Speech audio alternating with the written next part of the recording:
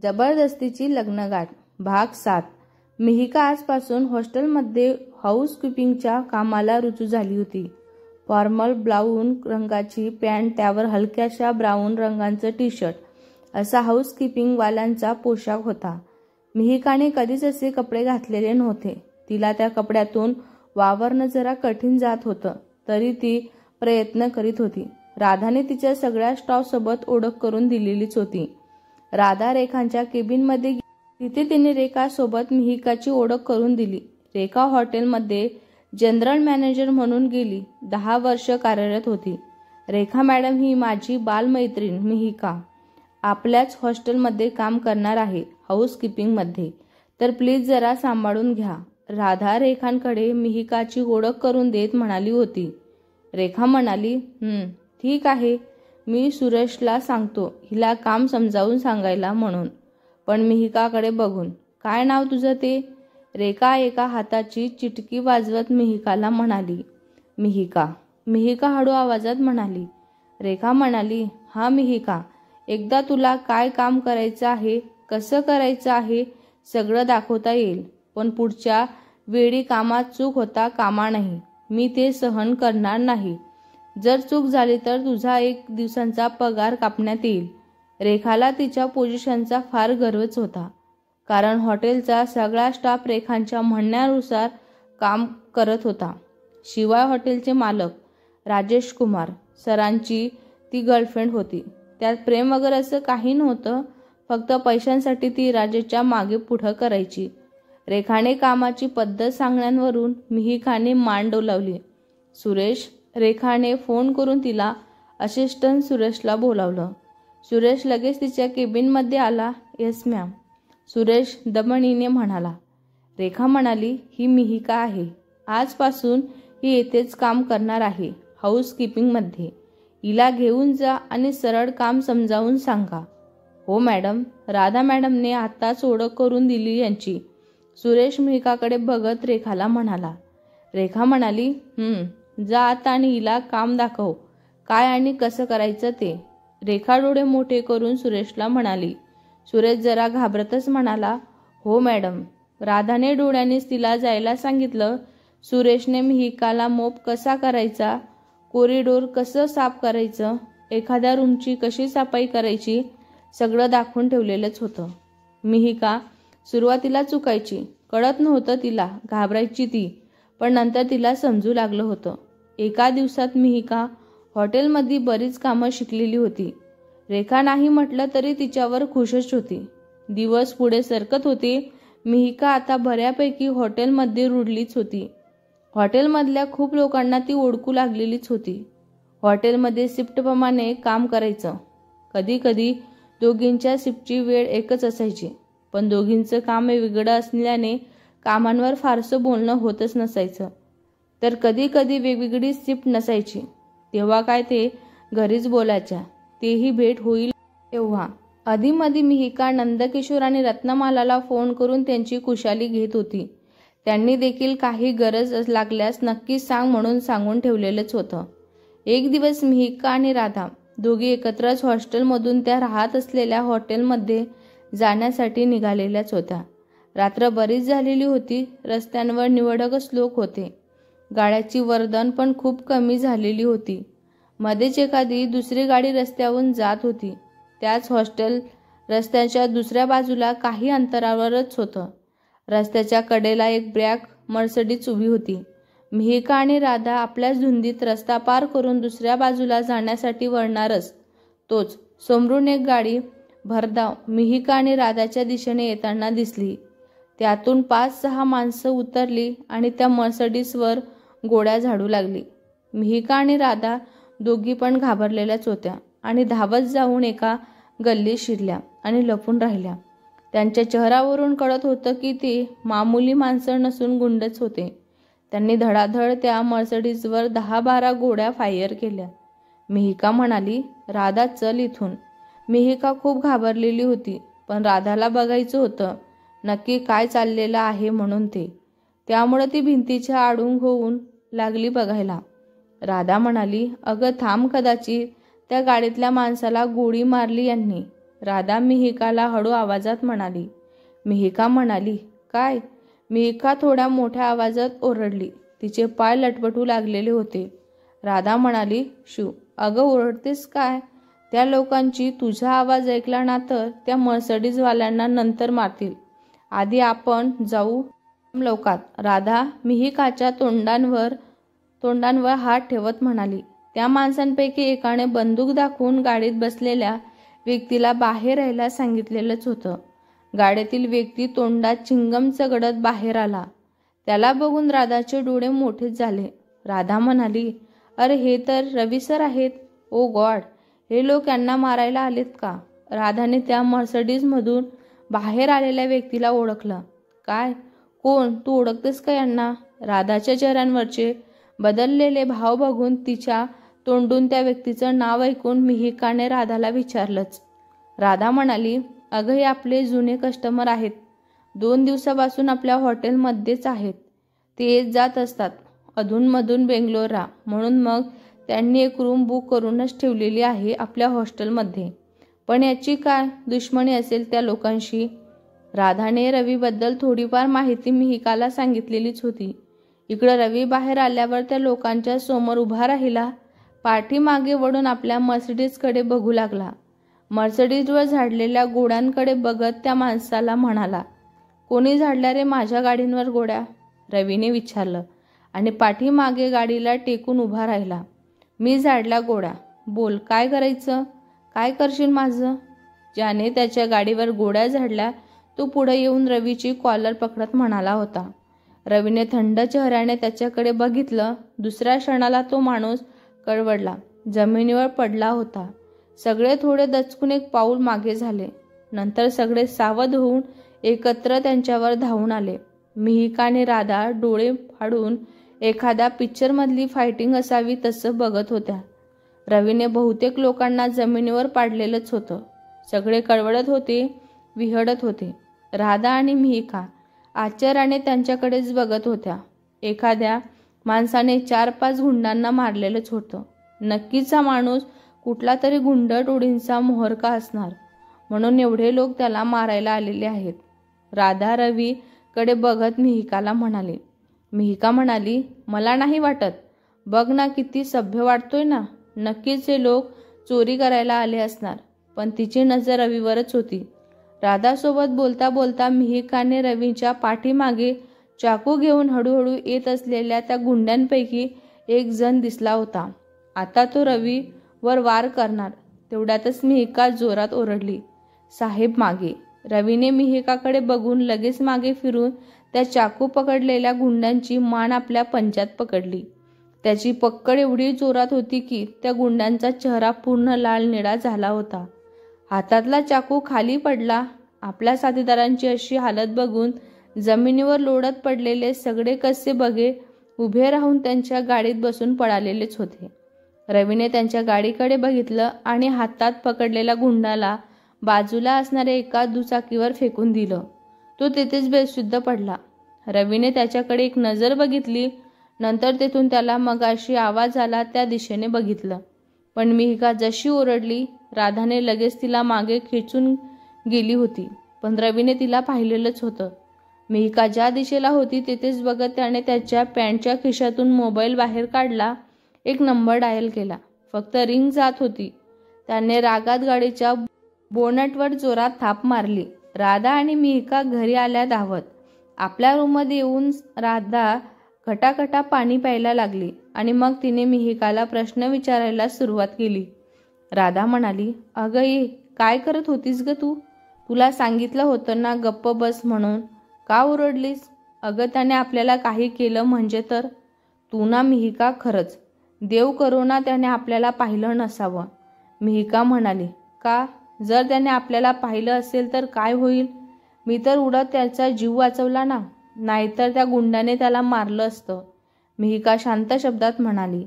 राधा म्हणाली, अगं हे लोक त्या लोकांना मारतात जे त्यांच्या वाकड्यात जातात, आणि जे लोक अस्सल काही करत असताना त्यांना बघतात ना, त्या लोकांना तर नक्कीच मारतात. कारण आपण काय साधी माणसं असतो. आपण त्यांचं काहीच वाकडं करू शकत नाही ना. जर रवी साहेबांनी आपल्याला पाहिलं असेल तर. राधा कपड्यांवरचा घाम उलट्या हाताने पुसत म्हणाली. राधाच्या अशा बोलण्याने मिहिका पण खूप घाबरली होती. मिहिका म्हणाली, मला नाही वाटत त्यांनी आपल्याला पाहिलं असणार म्हणून, कारण लगेच ते मागे फिरले आणि जरी पाहिलं असेल तरी त्यांना मी एवढी लक्षात राहणार पण नाही. तू शांत हो आधी, काही नाही होणार. मिहिका मनातून तर घाबरतच होती, पण राधासमोर धीट राहण्याचा प्रयत्न करत होती. उद्या सकाळी हॉटेलमध्ये गेल्यावर त्यांच्यासमोर यायचंच नाही, म्हणजे ते आपल्याला ओळखणारच नाही. मिहिका एवढा धीटपणा दाखवतेच बघून राधा पण शांतच झाली. तसं पण आज जे झालं त्याला कुठेतरी राधाच जबाबदार होती, कारण जेव्हा ते गुंड आले तेव्हाच मिहिका राधाला तिथून घेऊन जात होती, पण राधानेच तिला तिथे थांबवून घेतलेलं होतं. दोघी फ्रेश होऊन लगेच झोपायला गेल्या. मिहिकाने यापूर्वी असं एखाद्यांवर भर रस्त्यात घोडा झाडताना कधीच पाहिलेलं नव्हतं. कधीतरी गावाला कोणाकडे पूजा, लग्न, बारसा असला की ते लोक पहाड्यांवर एखाद्या हिंदी चित्रपट लावायचे, त्यात तिने अशी फायटिंग पाहिलेली होती. नाहीतर फार तर मराठी चित्रपट असायचे, त्यात अशी मारधाड नसायची. त्यामुळे आज जेव्हा रवी आणि त्या गुंडांमध्ये चकमक झाली ते बघून मिहिका घाबरलीच होती. रात्री झोपेतून पण 2 वेळा दचकून जागी झाली होती. राधा देखील उद्या काय होईल या चिंतेने भर रात्र नीट झोपलीच नाही. मिहिका दचकून जागी व्हायची तर राधा पण दचकायची. कशीबशी दोघांना सकाळी झोप लागलेली होती. दुसऱ्या दिवशी मिहिका आणि डोळे चोळतच हॉटेलमध्ये आल्या. दोघींची झोप पूर्ण झालेली नव्हती. मिहिका तिच्या हाऊसकीपिंगच्या कामाला लागली तर राधा रिसेप्शनवर उभी राहिलेली होती. Hello receptionist, please send 1 strong coffee. रिसेप्शनवर फोन वाजला. राधा म्हणाली, yes sir, your room number please. Oh sorry, room number 405. समोरून आवाज आला. राधा म्हणाली, ओ ओके सर. राधाला घाम फुटला. तिच्या तोंडून पुसपुटा आवाज बाहेर आला. तिने लगेच फोन ठेवून दिला, कारण आलेला फोन हा रवीच्या रूममधूनच होता. राधा पाठीमागची खुर्ची घेऊन हळूच बसली. तिच्या चेहऱ्यांवरचा उडालेला रंग बघून बाजूला असणाऱ्या दुसऱ्या रिसेप्शनिस्टने निशाने तिच्या खांद्यावर हाताने हळूच थपकवून विचारलं, काय ग, काय झालं? राधाने दचकून तिच्याकडे बघून मानेने काही नाही म्हणाली आणि जबरदस्तीची स्माईल दिली आणि म्हणाली, ते आहेत ना रूम नंबर? काय तो रूम नंबर? रूम नंबर 405 मध्ये 1 स्ट्रॉंग कॉफी हवी आहे, तर कोणाला तरी पाठवायचं आहे घेऊन. राधा घाबरलेली होती, त्यामुळे तोंडातून शब्द पण अडखळत बाहेर पडत होते. निशाने तिच्याकडे बघितलं, पण ऑर्डर कधी पुढं देणं गरजेचं आहे म्हणून तिने आधी हॉटेलच्या किचनमध्ये फोन करून 405 रूममध्ये कॉफी घेऊन जाण्यासाठी सांगितलं. निशा म्हणाली, काय ग, काय झालं? एवढी का घाबरलेली आहेस तू? राधा म्हणाली, काही नाही ग, रात्री झोप पूर्ण नाही ना झाली, त्यामुळे जरा डोळ्यांवर अंधारी आली. राधा खोटं हसू आणत म्हणाली आणि डोक्याला हात लावत म्हणाली, काय ग, रात्री झोप पूर्ण व्हायला कुठं गेली होतीस? निशाने भुया उंचवून मस्करी विचारलं. राधा दचकली आणि म्हणाली, तुझं पण ना निशा? अगं काल आमच्या रूमचा AC बंद पडला होता म्हणून झोप पूर्ण नाही झाली. राधा अचानक रात्र झोप पूर्ण न झाल्याचं निशा समोर म्हणाली, पण निशाच्या सुपीक डोक्यात दुसरा कसला विचार येऊ शकतो असं लक्ष येताच काहीतरी कारण द्यायचं म्हणून AC बंद झाल्याचं सांगितलं. मिहिका 405 मध्ये कॉफी घेऊन जा. सेफने कॉफी रेडी करून किचनला त्या लांब लचक असणाऱ्या टेबलवर ठेवली आणि त्यांच्यासमोर 405 असं टेबल लावलं. ते बघून दुसऱ्या एका वेटरने मिहिकाला सांगितलं. मिहिका कॉफी घेऊन लिफ्टने निघाली आणि 3rd फ्लोअरवर लिफ्ट थांबली आणि रुपाली लिफ्टमध्ये आली. रुपाली मिहिकाप्रमाणे हाऊसकीपिंगमध्येच होती. कोणत्या रूममध्ये जातेस? कॉफी घेऊन रुपालीने मिहिकाला विचारलं. रूम नंबर 400 मध्ये. मिहिका हसून म्हणाली. रुपाली म्हणाली, ते दे कॉफी माझ्याकडे, मी घेऊन जाते. तू हा मोप घेऊन सेव्हिंग फ्लोअरला जा आणि तिथलं कॉरिडॉर क्लीन कर. रुपाली मिहिकाच्या हातातली कॉफीचा ट्रे घेत म्हणाली. रुपाली मिहिकाची सिनियर होती आणि मिहिका हॉटेल जॉईन करून काहीच दिवस झालेले होते, म्हणून रुपालीने स्वतःचा त्रास वाचवण्यासाठी मिहिकाला कॉरिडॉर क्लीन करायला पाठवलेलं होतं. मिहिकाला रुपालीची चालबाजी समजलीच नाही. रुपाली आपली सिनियर आहे म्हटल्यावर तिचं ऐकून घेणं गरजेचंच आहे म्हणून तिने स्माईल करत ती क्लिनिंग ट्रॉली स्वतःकडे घेतली. रुपाली 4th फ्लोअरला लिफ्टमधून बाहेर आली आणि रूम नंबर 405च्या दिशेने वळली. मिहिका 7th फ्लोअरवर आली. क्लिनिंग ट्रॉली घेऊन ती कॉरिडॉर क्लीन करू लागली. आय सेंट यू मी.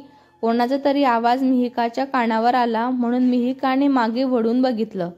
एक मुलगा एका मुलीचा हात पकडून तिला रूममध्ये खेचत नेत होता.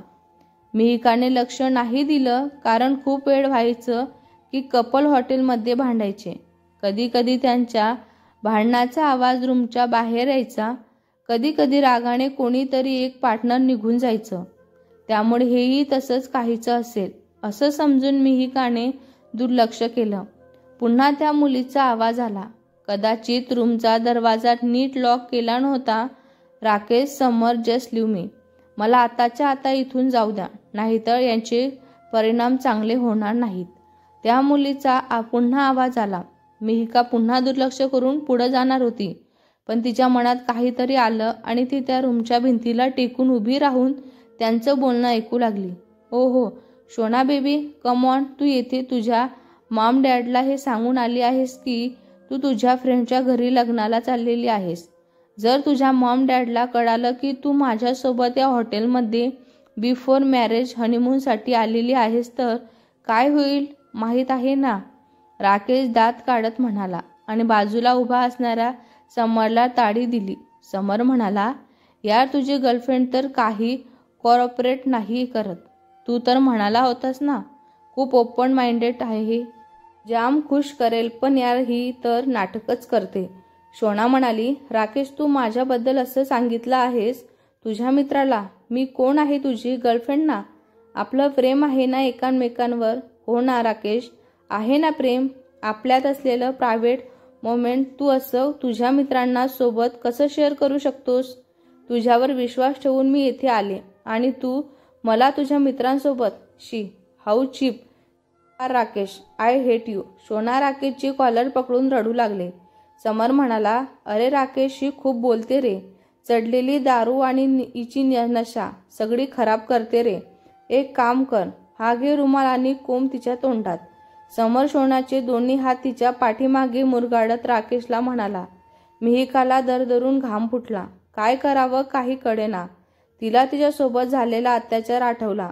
ती तिथेच पाठ भिंतीला लावून सुन्न झाली. शोनाचे दोन्ही हात मागे समर घट्ट पकडून होता. तिच्या तोंडास राकेशने रुमाल कोंबला. बाजूला पडलेल्या तिच्या स्कार्फने राकेशने तिचे हात पाठीमागे घट्ट बांधले. समरने तिला बेडवर ढकललं.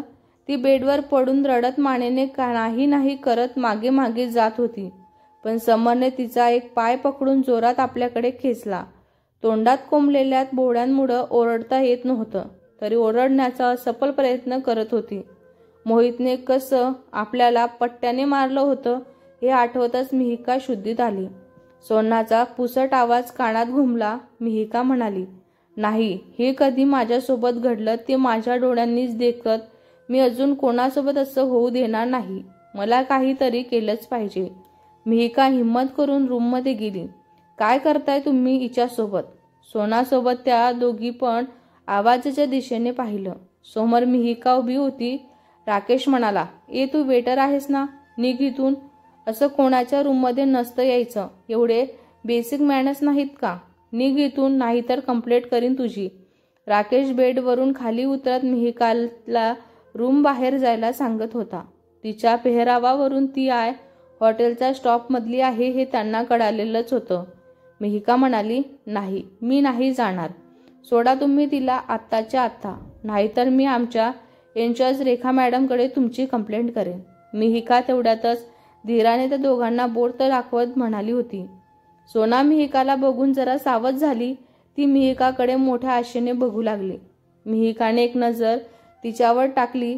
समर म्हणाला, राकेश ही अशी नाही जाणार रे. हिच्या खिशात काहीतरी पैसे कोंब, मग कशी जाते ते बघ आता. समर मिहिकाला बघत राकेशला म्हणाला. राकेशने त्यांच्या खिशातून 500च्या काही नोटा बाहेर काढल्या आणि मिहिकाच्या तोंडांवर फेकल्या. उचल या नोटा आणि निघ इथून. आणि हो, हे जे काही चाललेलं आहे ना या बेडरूममध्ये ती या बेडरूमच्या बाहेर जाता कामा नये. चल जा. राकेश एवढं म्हणाला आणि पुन्हा सोनाच्या दिशेने वळू लागला. मिहिका त्याच्याकडे रागाने बघू लागली. सोनाला वाटलं की आता समोर असलेली मुलगी पैसे घेऊन निघून जाईल, म्हणून ती पुन्हा राकेशकडे बघून भरलेल्या डोळ्यांनी स्वतःला वाचवण्यासाठी धडपड करू लागलेली होती. मिहिकाला जाणवलं की ही मुलगा असं काही ऐकणार नाही, म्हणून मिहिकाने बाजूला असलेल्या स्टँडिंग वर्तुळाकार घड्याळ राकेशच्या डोक्यात मारलं. त्याबरोबर राकेश कळवळला आणि मागे बघितलं. समरने आणि सोना देखील काय झालं म्हणून बघू लागले. राकेशचं डोकं गरगरायला लागलं. समरच्या लक्षात येतात की काय झालं तो लगेच मिहिकाच्या दिशेने धावला. मिहिका लगेच बाहेर पडली आणि कॉरिडॉरमधून धावू लागली. राकेश पण जरा सावध होऊन समरच्या मागे येऊ लागला. मिहिकाच्या मागे आता राकेश आणि समर होते. मिहिका कॉरिडॉरमधून धावत धावत मागे बघत होती. त्यामुळे अचानक ती लिफ्टमधून बाहेर आलेल्या एका व्यक्तीच्या पाठींवर आदळली. ती व्यक्ती मागे वळून काही बोलणार तोच त्याला मिहिका थापा टाकत त्याला बघू लागली. राजेश साहेब, साहेब साहेब चला माझ्यासोबत, आमच्या आत्ता तिकडं चला. मिहिका राजेश सोबत बोलतच होती की पाठीमागून राकेश आणि समर तिच्या जवळ आले. मिहिकाच्या घाबरलेला चेहरा आणि तिच्या मागे दोन मुलगे. राजेशला काहीतरी गडबड असल्याची जाणीव झाली. ते दोघं आल्या पावती परत मागे फिरून त्यांच्या रूमकडे जाऊ लागले. पण यावेळी राजेश त्यांच्या मागे धावला. त्यांच्या मागे मिहिका. ते दोघे धावत त्यांच्या रूममध्ये आले. राजेशला कळलंच नाही अचानक ते कोणत्या रूममध्ये शिरले ते. पण पाठीमागून येणाऱ्या मिहिकाने लगेच त्याला त्याच्या रूमजवळ नेलं. मिहिका म्हणाली, साहेब या या. रूममध्ये ते दोघं एका मुलींसोबत जबरदस्ती करण्याचा प्रयत्न करत होते. मिहिका धावत असल्यामुळं अडखळत राजेशला सांगत होती. राजेश म्हणाला, व्हॉट?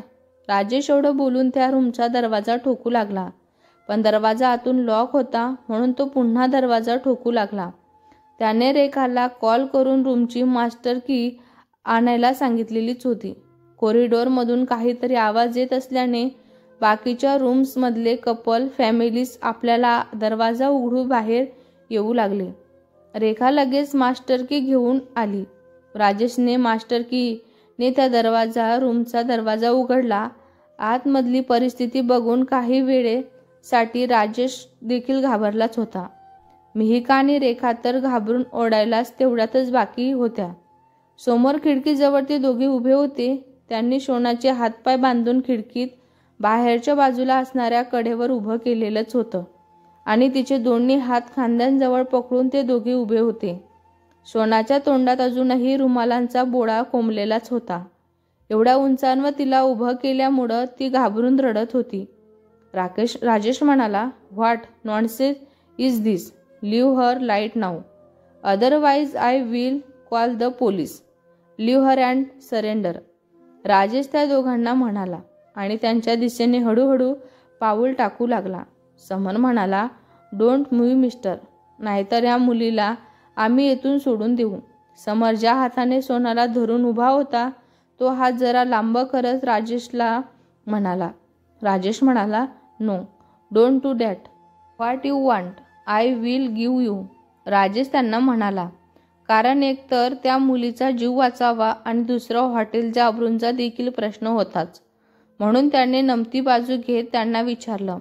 राकेश म्हणाला, आम्हाला इथून सुखरूप बाहेर जाऊ द्यायचं आणि कोणी शहाणपणा करत आमच्या मागे पोलीस लावले तर या मुलीला तिच्या घरातून उचलून याच हॉस्टेलच्या आवारात बघवणार नाही अशा अवस्थेत आणून सोडेल. कारण तुम्हाला माहीत नाही मी कोण आहे ते. माझे डॅड गृहमंत्री आहेत, त्यामुळं पोलीस पण आमचं काहीच करू शकणार नाहीत. एक दिवसामागे येईल. राजेश म्हणाला, ठीक आहे, आम्ही काहीच नाही करणार, पण त्या मुलीला काहीच करू नका. आम्ही तुम्हाला जाऊ देऊ. राजेश म्हणाला आणि सगळ्या रूमच्या एका बाजूला यायला सांगितलं, जेणेकरून ते दोघं बाहेर जाऊ शकतील. राकेशने समरकडे बघितलं आणि सोनाला आत घेण्याचा इशारा केला. समर आणि राकेश दोघी मिळून सोनाला आत घेत असताना त्यांची नजर सोनाकडे गेली होती. त्यांनी सोनाला आत घेतलं. या संधीचा फायदा घेत राजेशने त्यांच्याकडे धाव घेत त्या दोघांच्या माना पकडल्या. अचानक झालेल्या धडपडीमुळं दोघे पण बावरले आणि राजेशकडे बघू लागले. राजेश म्हणाला, अजून चड्डी घालायची अक्कल नाही आणि मला धमक्या देतोयस का? पोलीला मारणार तुम्ही? राजेशने दोघांच्या थोबाळांवर एक एक पंच दिला. दोघे खाली पडले. आणि काय रे, तुझे वडील गृहमंत्री आहेत का? त्या गृहमंत्र्याला दरवर्षी देणगी मीच देतो. राकेश राजेशकडे गोंधळून बघू लागला. रेखा, कॉल द पोलीस. यांना त्यांच्या जन्माची अद्दल घडवल्याशिवाय हे असली मुलं आणि त्यांचे आई वडील वटणीवर येत नाहीत. राजेश रेखाला म्हणाला, no no sir, sir please, sir please, आम्हाला पोलिसात नका ना देऊ. आमच्या फॅमिलीला कळलं तर खूप मोठा प्रॉब्लेम होतील सर. प्लीज सर, आम्हाला माफ करा. पुढच्या वेळी असं काहीच नाही करणार आम्ही सर. Please sir. समर आणि राकेश दोघे राजेशचे पाय धरून त्यांना विनंती करत होते. मिहिका सोनाच्या तोंडातला आणि हातातला बांधलेला रुमाल सोडून तिला पाणी पाजत होती. राजेशने सोनाकडे एकदा बघितलं. राकेश आणि समरच्या हातातून पाय खेचून घेत रेखाला म्हणाला, रेखा, पोलिसांना कॉल केला का नाही? ते दोघे समजून गेले की हा माणूस आपलं काहीच ऐकणार नाही आहे. रेखाने राजेशकडे येऊन याला थोडं बाजूला घेत म्हणाला, Rajesh darling, what are you doing? हा मॅटर जर बाहेर आला ना, आपल्या हॉटेलची सगळ्यात जास्त बदनामी होईल. आपलं हॉटेल बेंगलोरमध्ये सेकंड पोझिशनवर आहे. लवकरच आपण फर्स्ट पोझिशन घेऊ शकतो. जर यातलं काही मीडियामध्ये गेलं ना तर फर्स्ट तर लांबच राहील. आपण रेसमधून पण बाहेरच होऊ. कळतंय का तुम्हाला? या मुलांना सक्त ताकदी दे. वाटल्यास आपल्या स्टॉपकडून यांना मार पण देऊ. पण प्लीज ते पोलीस कोर्टच्या भानगडीत नका पडूया. ऐका माझं. रेखा राजेशला समजावत म्हणाली. राजेशने फक्त मान डोलावली. स्टॉपला राकेश आणि समरला काही निर्णय घेईपर्यंत स्टोअर रूममध्ये बांधून ठेवायला सांगितलं. राजेशला कुठेतरी तिचं म्हणणं पटत होतं. म्हणून तो काही वेळ घेऊन मिहिका, रेखा आणि शोनासोबत त्यांच्या केबिनमध्ये आला. शोना म्हणाली, थँक्यू सो मच सर. आज खरंच तुम्ही माझा जीव वाचवला. तुमचे आभार कसे मानू कळत नाही. सगळ्यात जास्त मी तुझी ऋणी आहे. मिहिकाकडे बघून, कारण तू येथे नसली आलीस तर. शोना आवळा गिळत म्हणाली, तुझे खूप खूप उपकार आहेत माझ्यावर. मिहिका म्हणाली, असं काही नाही. मी एक मुलगी आहे आणि दुसऱ्या मुलीसोबत असं काही होत असताना मी कसं सहन करू शकते. पण पुढच्या वेळी असं घरातल्यांना न सांगता कुठं जायचं नाही आणि ह्या असल्या मुलांपासून नेहमी लांबच राहायचं. राजेश आणि रेखा त्या दोघांकडे बघत होते. मिहिका म्हणाली, साहेब, मला माहीत आहे या सगळ्यांमुळं आपल्या हॉटेलची खूप बदनामी होईल. पण सर, एका मुलीची अब्रूंची अशी अवहेलना करणारे असेल नलाधाम आपण असेच मोकाट सोडून दिले तर पुढच्या वेळी अजून एक शोना या लोकांच्या अत्याचाराला बळी पडेल. तेव्हा तिला वाचवायला कोणी राजेश कुमार नाही येणार साहेब. त्या दोघांना असं सहजासहजी नका सोडू साहेब. मी विनंती करते तुमच्याकडे. मिहिकाचे बोललेले शब्द राजेश आणि रेखा समोर हात जोडले. राजेशने एक सुस्कारा सोडला. मिस मिहिका, मी हे केस करायला तयार आहे. पण या मिस सोना यांना ते चालेल का? कारण जर का केस पोलिसात गेली तर यांच्याबद्दल सगळ्या गोष्टी माहिती पडतील. हिची फॅमिली देखील यात ओढली जाऊ शकते. आणि जर का केस आणखीन पुढे गेली तर मग कोर्टात जे होईल त्याला रोखणं आपल्या हातात नसेल. म्हणून यांना आधी विचारा, ह्या जर या सगळ्या पॉसिबिलिटीजना समोर जाण्यासाठी मानसिकरित्या तयार आहेत का? राजेश त्यांच्या खुर्चीवर आरामात बसत मिहिकाला म्हणाला. मिहिकाने शोनाकडे पाहिलं. शोना मान खाली घालून उभी होती. मिहिकाला शोनाच्या मनात काय चालत आहे ते त्यांना कळालेलंच होतं. तिने राजेशकडे पाहिलं आणि म्हणाली, साहेब, कदाचित सोनासाठी यासाठी तयार नाही आहे. तुम्ही तुमच्या पद्धतीने या केसबद्दल काय तो निर्णय घ्या. सोनाची मान अजूनही खालीच होती. राजेश म्हणाला, रेखा, कोणाला तरी सांगून सोनाला तिच्या घरी सोडवण्याची व्यवस्था कर आणि ते 2 मुले त्यांना पोलिसांकडून चांगला चोप द्यायला सांगा. फक्त कुठेही हॉटेलच्या किंवा मुलीचं नाव येता कामा नये अशा प्रकारे ही केस हँडल करा. आय होप तू हे करू शकशील. राजेशने रेखाला सगळ्या सूचना दिल्या. रेखाने मिहिकाला एक राकीट लुक देत मान हलवली. All of you may leave now. I need some rest. Rajesh खुर्चीच्या मागे डोकं टेकून म्हणाला. मिहिका सोनाला घेऊन केबिनच्या बाहेर आली. सोना म्हणाली, सॉरी ताई, पण मी नाही जाऊ शकत पोलिसात, कारण मी राकेश सोबत इथे एका रूममध्ये होते. सोना नजर चोरत पुढे म्हणाली. आणि याआधी देखील आमच्यात तसले संबंध राहिलेलेच आहेत. माझ्या मॉम डॅडला हे माहिती पडलं तर माझं लग्न लावून देतील आणि मला एवढ्या लवकर लग्न नाही करायचं. सोना मिहिकाचा हात पकडून सांगत होती. ठीक आहे, मी समजू शकते, पण असं पुन्हा करू नको. मिहिका सोनाच्या हातांवर हात थोपटत म्हणाली. मिहिका, सुरेश हिला सोडवायला जा. सोना, तू तुझा पत्ता सुरेशला सांग, तो नेऊन सोडेल तुला. सुरेशच्या मॅडमना व्यवस्थित त्यांच्या घरापर्यंत नेऊन सोडायचं. रेखा तिघांना म्हणाली. सोना सुरेशसोबत निघून गेली. मिहिका, मला आताच्या आता सगळ्या स्टॉफसोबत एक मीटिंग घ्यायची आहे. तू जाऊन राधाला सांग, मी सगळ्यांना इन्फॉर्मेशन करेल. अर्ध्या तासात सगळे कॉन्फरन्स हॉलमध्ये मला हवे आहेत. जाऊन सांग. रेखा रागात पण शांतपणे मिहिकाला म्हणाली. मनातल्या मनात ती मिहिकाबद्दल खूप राग धरूनच होती. मिहिकाच्या सांगण्यानुसार राधाने सगळ्या स्टॉफला अर्ध्या तासात होणाऱ्या मीटिंगबद्दल सांगितलेलं होतं. भेटूया पुढच्या भागात. हा भाग तुम्हाला कसा वाटला कमेंट करून नक्की सांगा. व्हिडिओ आवडला असल्यास लाईक करा, शेअर करा. नवीन असाल तर चॅनलला सबस्क्राईब करा. धन्यवाद.